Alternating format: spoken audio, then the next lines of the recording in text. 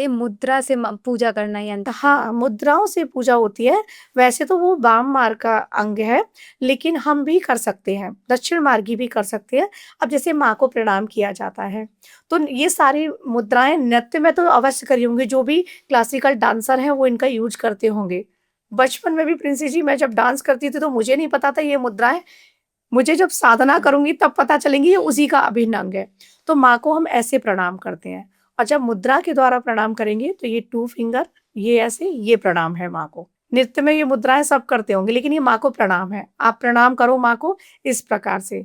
आप दुर्गा मुद्रा होती है ये, इस तरीके से हैंड लेंगे ये दुर्गा मुद्रा है। इसमें बैठ के माँ की पूजा करो। 10 महाविद्या मुद्रा, इस तरीके से हैंड लाएँगे अपने, ये दोनों श्रीकुल और कालीकुल, ये दोनों जो थंब है हमारी जो 4 फिंगर हो गई इधर की 4 और 4 इधर की, तो ये हो गई हमारी बाकी देवियाँ, श्रीकुल, कालीकुल, माँ त्रिपुर सुंदरी, माँ काली। तो ये हमने इस तरीके से बना ली 10 महाविद्या मुद्रा। इसी प्रकार से शिवलिंग मुद्रा, ये शिवलिंग मुद्रा है। इसी प्रकार से योनि मुद्रा, माँ की पूजा जब आप करेंगे ना तो योनि मुद्रा में भी की जाती है, ललिता सहस्त्रनाम में, उसमें आता है। जो लोग सुनते हैं वो इसका ध्यान देते होंगे क्योंकि जो कामेश्वरी है ना, तो जो सृजन है वो कहाँ से है? योनि से, है ना? माँ कामाख्या से, जी। कामाक्षी से, तो उस मुद्रा में भी माँ की पूजा की जाती है। अब इतनी मुद्राओं किसी से नहीं कर सके तो नवरात्रि में आप 10 महाविद्याओं से करें माँ का पाठ और नॉर्मल में आप दुर्गा मुद्रा में बैठ जाएँ, क्योंकि अम्बा ही ललिता है, ललिता ही अम्बा है ना? ललिता अंबिका। आप ये बैठे इस मुद्रा में बैठिए और पूजा कीजिएगा। अगर आपको वाइब्रेशन ज़्यादा फ़ील हो रहा है इस मुद्रा में, आप तुरंत मुद्रा चेंज करेंगे, शिवलिंग मुद्रा में आ जाएँगे। इसमें बैठ के मंत्र जाप करें, इसमें बैठ के पाठ करें, इसमें बैठ के ललिता सहस्त्रनाम सुनें। तो मैम जैसे अभी आप बता रहे थे कि जो माँ मतलब 2 कुल हैं श्रीकुल और कालीकुल। हुँ, तो जो श्रीकुल की माता माँ त्रिपुर सुंदरी और हुँ। कालीकुल की देवी है वो माँ काली है। तो इन दोनों को अलग-अलग उसमें रखा गया, तो दोनों की ऊर्जा में कुछ अलग है? देखिए, माँ काली की ऊर्जा जो है वो उग्र ऊर्जा है। लेकिन ऐसा नहीं है, माँ काली भी भक्तों पर कृपा करती हैं, सब कुछ समय को नियंत्रित कर सकती हैं और त्रिपुर सुंदरी माँ जो है वो सौम्य हैं। राजराजेश्वरी हैं। तो उनकी जो सौम्य देवियाँ उनके साथ आईं, वो 4 देवियाँ उनके साथ और 4 देवियाँ उनके साथ, ऐसे डिवाइड किया गया है। लेकिन अल्टीमेट तो वो एक ही हैं, पराशक्ति, जी। है ना? ये सारी चीज़ें लिखी गई हैं।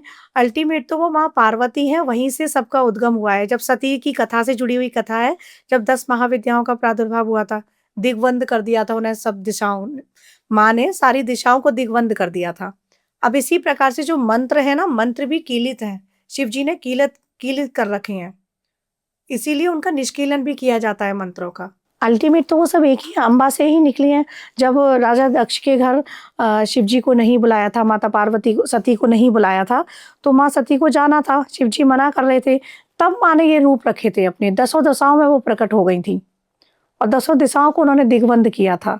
और उसी के बाद जब माँ चली गईं राजा दक्ष के घर और वहाँ उन्होंने देखा कि उनके पति का अपमान हो रहा है, तो वो अग्निकुंड में भस्म हो गई थी। उसके बाद ही शिव जी ने तांडव किया था, तो तांडव भी नाम क्यों पड़ा? वो नृत्य कर रहे थे और टांडू ऋषि उसको देख रहे थे। इसी प्रकार से माँ के अंग को लेकर जब विष्णु जी ने चक्र चलाया, माँ के अंग कटे तो 51 शक्तिपीठ बने, जी। वहाँ के 51 भैरव हुए। इसी तरीके से जो वीरभद्र थे, तो उसी समय पर वीरभद्र निकले थे, उसी समय पर भद्रकाली निकली थी शिव जी की जटाओं से। तो सारा कुछ तो शिव और शक्ति से ही है। शिव और शक्ति ही हमारी शरीर में है, हर इंसान के शरीर में है।